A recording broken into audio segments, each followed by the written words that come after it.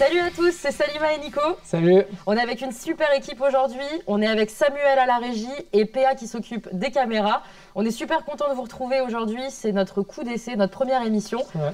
On a créé un média cette semaine qui s'appelle Boomer le Média et le clou du spectacle, c'est aujourd'hui un live en direct avec des invités qu'on a choisis et le thème sur lequel on va dialoguer toute l'après-midi, c'est Ce n'est pas le coronavirus, voilà, c'est l'amour, c'est mieux. Enfin, on parle d'autre chose que le coronavirus et ça fait du bien dans ce climat un peu compliqué. Donc voilà, on a invité 3 baby boomers qui vont nous parler de ce thème, l'amour et la sexualité. Pourquoi l'amour ? Parce que l'amour, c'est universel. On a tous besoin d'amour. On a tous besoin d'amour, on le connaît tous, peu importe notre âge. Et on est ici pour que vous puissiez dialoguer avec nous. Donc n'hésitez pas à envoyer vos questions via notre chat. Raphaël va s'occuper de modérer tout ce chat et de nous remonter toutes vos questions. Exactement, et moi je récupère tout ici sur mon ordinateur et puis on les fera passer à nos invités. Voilà, donc surtout n'hésitez pas, on va regarder ça avec attention. Nos 3 invités du jour, on est super contents de vous recevoir. On est avec Catherine, avec Chantal et avec Jean-Michel qui sont un couple marié. Est-ce que vous pouvez vous présenter un petit peu Catherine, pour qu'on apprenne un peu plus à vous connaître ? Donc je m'appelle Catherine, j'ai 63 ans, je suis à la retraite depuis 1 an et demi. Je suis mariée depuis bientôt 34 ans avec le même homme. Waouh. Et j'ai 3 enfants, voilà. Ok, merci beaucoup. Merci. On passe à vous, Chantal. Alors moi je suis Chantal, j'ai bientôt 73 ans, très bientôt. J'ai eu 2 enfants avec Jean-Michel. Nous sommes mariés depuis 44 ans, je sais plus, 45 ans. Bientôt 45. Ouais. Voilà. Voilà notre photo. Voilà. Votre photo de mariage. Bientôt, voilà. Je sais pas. Ouais, voilà. Vous êtes originaire de Originaire, Paris. je suis née à Paris. Ouais. Super. À vous, Jean-Michel. Voilà, mais moi j'ai 1 an de moins que Chantal. Je suis originaire du sud-ouest, mais sans l'accent, parce que ça fait quand même quelques temps que j'ai quitté le sud-ouest. Pour Paris ? Pour Paris et un petit passage en province, 1 ou 2 petits passages en province entre-temps. Ok, super. En tout cas, sur le Twitch, n'hésitez pas à poser vos questions à nos 3 invités et puis on les prendra tout à l'heure. Là, on va pouvoir commencer directement avec la première partie de l'émission, les clichés. Mais d'abord, petit jingle que j'assume à 25% à peu près. C'est l'heure des clichés, clichés, clichés, clichés. Ouais, c'est travaillé, hein, il y a du taf. Du coup, l'idée, c'est que souvent la question de l'amour et de la sexualité, c'est assez tabou. Enfin, en tout cas, on a beaucoup de clichés autour. Et donc, on est allé un peu voir des jeunes dans la rue pour leur demander quels a priori ou quelles idées ils avaient comme ça quand on leur parlait de cette thématique pour des personnes de 60 à 75 ans à peu près. Et donc, on va vous montrer un peu ces idées reçues, puis vous allez pouvoir nous dire ce que vous en pensez. Il y avait moins d'hésitation à aborder dans la rue ou à venir parler à des gens dans les bars. Maintenant, c'est plus les groupes restent ensemble. J'ai plus cette impression. Il y avait moins d'hésitation. C'est un peu la question de la séduction. Est-ce qu'à votre avis, comment c'était à l'époque, par exemple, Catherine Moi je sais pas, je fais pas beaucoup de différence entre maintenant et avant. C'était pas forcément plus difficile avant d'aller aborder quelqu'un dans la rue. Non, je crois pas. Je fais pas de différence. C'est pas plus facile ni plus difficile. Je perçois rien de spécial. Je vois pas grande différence, moi non plus. Ouais. Vous vous rappelez, vous, comment ça s'est fait, votre rencontre Notre rencontre. Ouais, c'était par biais de copains. Ouais. Et, j'avais un copain dont elle était la copine. Ouais. Et voilà. Et puis La petite copine ? Oui, j'étais la petite copine, la vraie petite copine. Alors moi j'ai dit, on était étudiants, mon frère et moi, et je lui ai dit, ramène-moi des mecs. Voilà. Et il s'est exécuté et ça a bien Absolument. marché, quoi. Voilà. Ok. Pas mal. Donc comme quoi, idée reçue, Ouais, idée reçue plutôt. le cliché a été cassé. Ouais, exactement. Et sinon, je pensais, c'est parce que c'est un peu lié à la séduction. Maintenant, depuis quelques années, on parle un peu plus des questions de consentement, de ces choses-là. Est-ce que c'est quelque chose qu'on abordait à l'époque pour vous Consentement par rapport à bah, quoi? disons, voilà, l'idée de pas brusquer, notamment dans la séduction, parfois il y a un peu une zone grise où on sait pas forcément au début si la personne est intéressée ou pas, comment on aborde ça, quoi. C'était une question qui se posait ou pas spécialement?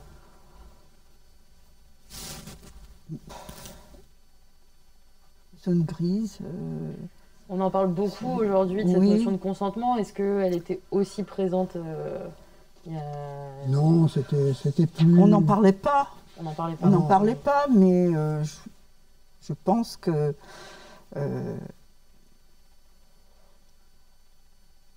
je pense que quand même Ouais. il y avait cette zone, mais on n'en parlait jamais. Ouais. Enfin, pas chez nous. Vous en pensez Alors quoi, moi, consentement, ça me fait penser aux parents. Ah oui. Comme j'étais majeure et mon mari également, il n'y avait pas de question de consentement. Ouais. Ouais. C'était nous qui décidions et Oui, voilà. mais oui, mais consentement, nous aussi, on a quand même eu, on a quand même attendu, enfin pas attendu. Nos parents nous ont donné leur consentement à notre vie commune avant notre mariage. Alors, je vous coupe parce qu'on va y revenir On à va cette y- Bah, on question. va en parler Voilà. tout de suite. On va en d'ailleurs. parler tout de suite. Voilà, Comme ça, vous voilà. faites une transition toute trouvée. Ouais, ouais. On peut regarder Ouais. C'est directement. parti, Sam, si tu peux Ouais. envoyer le prochain cliché. Ouais. Je pense qu'ils avaient un peu le devoir de respecter les normes qu'on leur avait imposées, puisqu'il fallait fonder une famille, il fallait avoir des enfants. Et je pense que ça, c'était important pour les gens à l'époque. Je pense qu'ils voulaient pas faire l'amour avant le mariage et tout, alors que maintenant c'est plus libre. Les gens couchaient avant le mariage. La virginité était un peu un graal, mais je pense que les gens couchaient ensemble avant le mariage, mais que c'était moins dit et que c'était plus caché. Alors justement, par rapport à ce qu'on vient de voir, Ouais. on en revient sur la notion de consentement, les parents qui devaient donner Enfin, leur aval. Oui, enfin, il a fallu que nous avons vécu ensemble Ouais. pendant un an et demi. Avant d'être mariés, donc vous avez Avant vécu d'être ensemble. mariés, oui. Ouais. Et ton père était plutôt récalcitrant, enfin ça le choquait. Mais il n'en Ouais, parlait ça pas. choquait. Il n'en parlait pas. Nous étions majeurs. Et puis, nous, on s'est mariés à l'église, alors qu'on n'était pas... En fait, je sais pas, pas vraiment- C'était pour faire plaisir des aux parents, concessions. quoi. On a fait des concessions. C'était des concessions. C'est aux parents. stupide. Maintenant, on dirait qu'on ne le referait pas. Hein. Mais bon, on a répondu à la demande sous-entendue des parents de Jean-Michel. Et vous, du coup, vous êtes quand même allé à l'encontre de ce que voulaient vos parents. Vous avez quand même vécu ensemble alors qu'ils n'étaient pas On a forcément vécu pour. ensemble, oui, parce que je vivais dans un studio. Jean-Michel est venu me rejoindre sans problème. Enfin, nous étions libres. Et comment Nous ils l'ont étions vécu libres. quand même, vos parents respectifs? J'ai été très bien reçue, moi, chez les parents de Jean-Michel. Oui, mais quand tu les as invités au studio, mon père a trouvé un bon prétexte pour pas venir. Ouais. Et ma mère est venue seule, Oui, par curiosité, pour voir si c'était... pour voir si parce elle qu'il était bonne donnait l'endroit. cuisinière.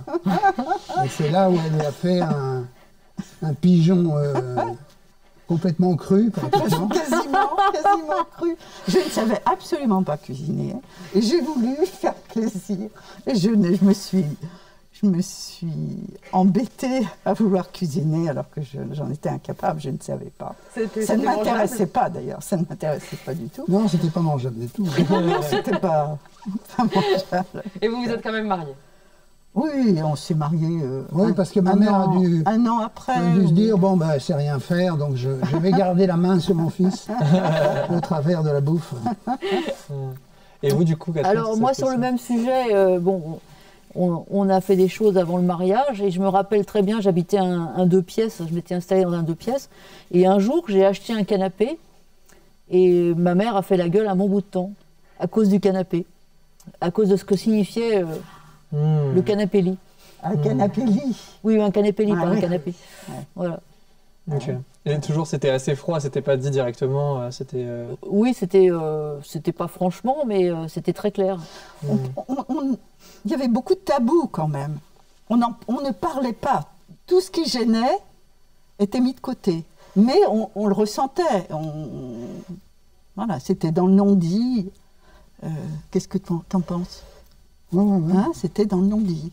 Et puis aujourd'hui, vous avez du coup, vous avez 3 enfants, 2 enfants. Deux enfants. Vous avez 2 enfants, vous en avez 3. Est-ce que vous avez reproduit la même chose? Est-ce que pour vous c'était très important que vos enfants se marient avant d'avoir eux-mêmes des enfants? Bah, il valait mieux pas. Hein. Mais vous aujourd'hui, avec vos enfants, comment c'est absolument pas applicable. Ouais. Je veux dire. Non, nous, ça ne nous pose aucun problème. Les choses ont changé à ce niveau-là. Qu'ils soient mariés ou pas, ça ne change rien. Et justement, sur la question un peu du dialogue autour de ces thématiques, vous avez l'impression que c'est du coup de ne pas avoir reproduit le schéma que vous avez connu et que c'est plus ouvert maintenant avec vos enfants, par exemple C'est pas beaucoup plus ouvert parce qu'on ne parle pas beaucoup de sexualité. Hein. C'est pas... On estime que c'est pas notre rôle. C'est le jardin secret de vos enfants. C'est leur vie. C'est leur vie. Ouais. Ils vivent comme ils l'entendent. Je sais pas. Ok. Oui, c'est pareil. Bah, ils ont décidé, par exemple, notre fille a décidé de se paxer. Elle s'est paxée un beau jour pratiquement nous prévenant la veille ou un truc comme ça. Bon, ben voilà, c'est pas... Et justement, sur cette vision du couple, une journaliste de la rédaction qui est au pôle son a réalisé une interview sur laquelle Agnès, 65 ans, dialogue avec Pauline, 26 ans. Et on va écouter justement la vision du couple qu'elles ont. Il y a la fidélité. Pour moi, c'est primordial. On ne va pas à droite et à gauche selon l'humeur, parce qu'on a trouvé... C'est ma conception. Peut-être parce que je suis trop possessive. Hein. Moi, je trouve ça cool, cette idée de pouvoir se dire qu'on s'aime, mais qu'on trouve d'autres choses chez d'autres personnes. Ça voilà, je peux comprendre cette idée. Après, je ne suis pas sûre de, personnellement, pouvoir réussir à le faire ou que ça me convienne. On voulait vous faire écouter ça et vous pouvez retrouver évidemment les podcasts, les textes, les articles, etc. sur notre site internet Boomer le Média. Exactement. Et on peut peut-être passer au cliché d'après, si tu es prêt, Sam. Cliché 4. J'ai l'impression qu'ils font moins l'amour que les jeunes. Je me dis que les gens de 60 ans n'ont plus forcément de vie sexuelle active comme ils avaient au début de leur relation. Il y a forcément plus de difficultés pour avoir des rapports. Je pense qu'il y a quand même une activité qui est moins importante, avec peut-être moins de désir pour les personnes qui sont plus âgées. Alors ça c'est clair. Alors justement, c'est quelque chose qu'on a beaucoup entendu. Ça, c'est une évidence. C'est une évidence. C'est normal. C'est normal. C'est lié aux hormones, hein, c'est lié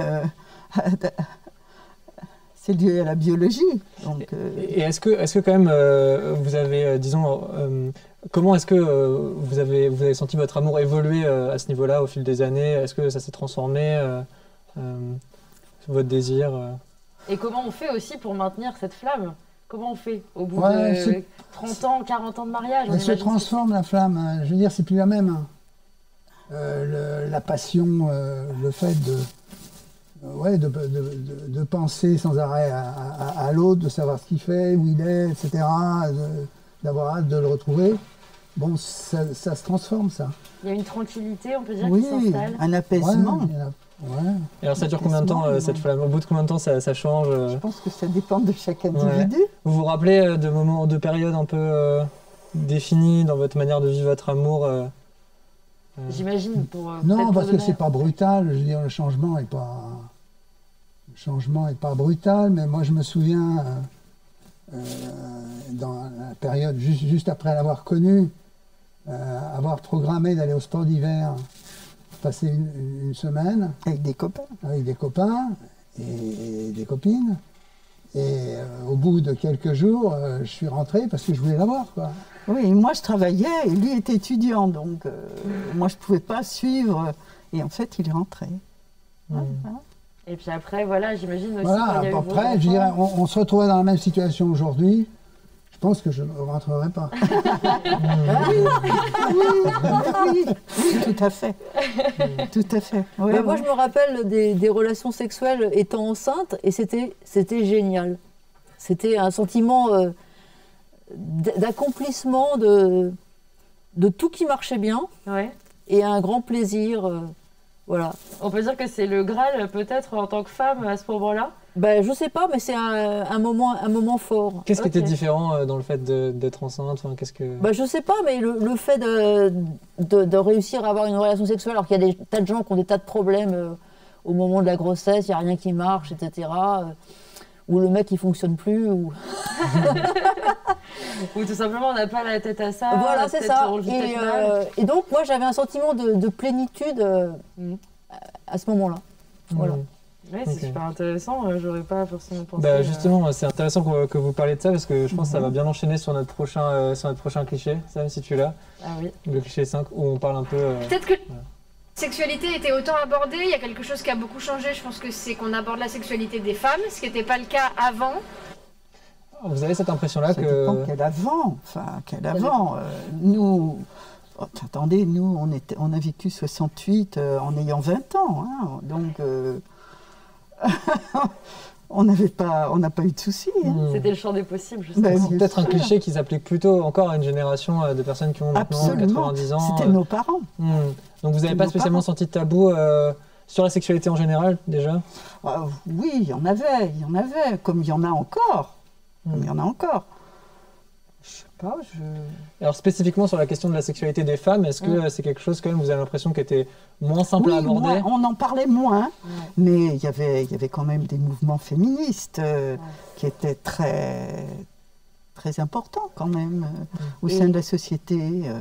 Et par extension, est-ce que aussi le fait de ne pas parler forcément de la sexualité des femmes, ça force à découvrir des choses sur son corps peut-être plus tard, des choses que vous auriez peut-être aimé savoir avant de faire votre première fois, par exemple, si on parle comme ça crûment? Bon, non, moi j'ai toujours eu l'impression de savoir les choses au moment où je devais les savoir. Oui, moi aussi. Moi, ça ne m'a pas posé de problème. D'accord. Non. Bon, on peut enchaîner sur le 6. Je pense qu'à l'époque, on prenait peut-être moins la pilule que maintenant. C'était peut-être moins démocratisé que maintenant. C'est quelque chose que les femmes avaient peut-être moins l'habitude de faire et qui était moins automatique quand une femme atteignait l'âge d'être sexuellement active. Vous en pensez quoi de ça? Vous avez l'impression... La pilule, dès qu'on a pu prendre la pilule, moi, dès que j'ai pu la prendre, j'ai pris.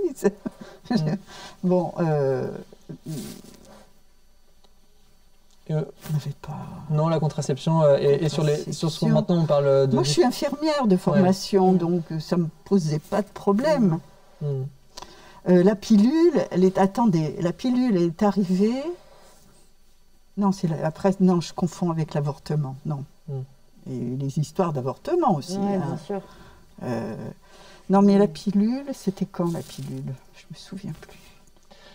La vulgarisation. Et globalement, au niveau de la contraception, parce que maintenant on parle aussi d'autres modes de contraception, plus seulement la pilule, vous avez l'impression que c'était aussi des choses dont on parlait à l'époque? Non, on parlait de la pilule. La pilule et le préservatif et... on parlait de Gino. Ah oui, vous connaissez? La méthode de Gino, oui. C'est la méthode de Gino. La température, il faut surveiller. Le matin, avant de se lever, tous les matins, il fallait prendre la température. Et il fallait noter pour surveiller la courbe. Et lorsque la courbe arrivait au-dessus de 37,2, c'est qu'il y avait ovulation. Donc on savait quand on ovulait, si c'était bien 14 jours après le début des règles, et après, donc, on savait qu'il fallait surveiller avant, ne pas avoir de rapport avant l'ovulation, bien sûr. Et vous surveillez ça, du coup? Non, mais moi, je ne l'ai pas fait. Vous ne l'avez pas fait, parce que ça ne marchait pas à tous les coups. C'était pas fiable. Non, mais c'était une des grandes méthodes des méthodes de nos mères. De nos mères. Nos mères aussi, hein, elles ont essayé de ne pas avoir toujours des enfants. Hein. Bien sûr. Bien sûr. Et au Gino, c'était la génération d'avant. Mais ça existait toujours. Il y a certains gynécologues préconisaient cette méthode. Ouais. C'est quand même fou. Mais sinon, non. Ouais. Il y avait Donc pas- la pilule, ça n'a pas du tout Je été... sais pas, qu'est-ce que vous en pensez? C'était une bonne chose, la pilule, pour... Bah, moi, je ne l'ai jamais prise de ma vie. Vous l'avez jamais prise? voilà. Non, Ouais. parce qu'en fait, ma mère est morte d'un cancer du sein, donc Ah oui, les médecins ont dit non, Ah pas, oui. pas de pilule. Voilà. Ok. D'accord. bon. Mais j'ai quand même réussi à vivre. Oui, Ouais, mais j'ai bien pas subi d'avortement. Voilà. Et d'ailleurs, beaucoup de filles de ma génération qui ont une vingtaine d'années décident d'arrêter de prendre Oui. la pilule. Oui, je sais que maintenant, il y a des jeunes filles qui décident d'arrêter. Ouais. Mm. Pour des questions d'hormones, etc. Elles ont l'impression que ça détraque Bah, leur déjà, corps. avaler un machin chimique tous les jours, Ouais. si on peut éviter. Bien sûr. Et quel regard, Mais- justement, vous portez là-dessus parce que j'imagine que la pilule, c'était quand même une libération aussi pour voilà, arrêter de tomber enceinte quand on ne désire pas forcément avoir un enfant. Quel regard vous portez justement sur toute cette génération de jeunes filles qui disent non, nous, la pilule, on n'en veut pas? Bah, moi, je suis admirative. Oui, moi Parce aussi. que, Je trouve ça très bien. ouais. Si elles peuvent ne pas prendre la pilule et si elles ont d'autres méthodes, très bien. Méthodes naturelles, peut-être, mais Vous trouvez, et j'en profite pour vous poser la question, vous trouvez qu'elles sont inspirantes, les jeunes aujourd'hui? Est-ce qu'il y a une forme d'inspiration voilà, je pense par exemple au mouvement MeToo. Est-ce qu'il y a quelque chose... voilà. c'est bien. Ouais. C'est bien. Pour moi, je trouve que c'est extrêmement bien. Bon, c'était tellement tabou, ça. Ça faisait partie des choses dont on ne parlait jamais. Le harcèlement sexuel, Le l'agression harcèlement sexuelle. sexuel, le harcèlement au travail, le harcèlement... Oui, bien sûr. Je pense que c'est très important. Et ça ne se disait pas. Les femmes étaient victimes et se sentaient coupables. Coupables de séduire. Coupables... Et je pense que c'est très bien, oui. Parce que ce sont des poids tellement importants au niveau de la société, au niveau des familles aussi, au niveau qu'il fallait que les choses explosent. Alors, je ne sais pas, il y a peut-être des gens qui en profitent aussi pour... qui profitent, je ne sais pas, pour peut-être... Il peut y avoir des dérives, mais il peut y avoir des dérives, oui, c'est tout quand à même, fait. voilà, une Voilà, évolution, un mais je pense progrès. que c'est très bien. Oui, Vous je en pense que pensez c'est- quoi, vous, Catherine? Bah, on aborde plus de sujets qu'avant, et ça, c'est plutôt une bonne chose. Hein. Quand on voit ce qui se passe sur l'inceste, par exemple, c'est plutôt bien que ces choses ressortent. Ouais, on est en Ah plein oui. dans voilà, Ah oui. Ah vous oui, avez une ça. proposition de loi sur ce sujet, etc. Ah oui. Et vous, en tant qu'homme, qu'est-ce que ça vous inspire voilà, cette génération de jeunes femmes qui... Non, je trouve ça plutôt bien. Mais je vois sur le plan aux États-Unis, le fait, on dit que c'est un cliché de ne pas prendre l'ascenseur avec une femme, Ouais. mais c'est une réalité, c'est pas un cliché. Hein. C'est une réalité, et ça dure depuis, moi, quand je travaillais, c'est-à-dire il y a plus de 20 ans, ça existait vraiment aux États-Unis. Après, Et- si on remet en proportion entre le vécu des femmes sur les questions de harcèlement et puis le fait de ne pas prendre l'ascenseur, Non, est-ce que mais je veux dire, c'est un petit exemple Ouais. pour montrer qu'il y avait, en fait, dans le comportement des gens, il y avait déjà les prémices de quelque chose. Ouais. Et ça n'a rien à voir avec l'explosion qui a lieu actuellement. Hein. Ouais. Non, mais c'est bien, c'est bien. Ouais.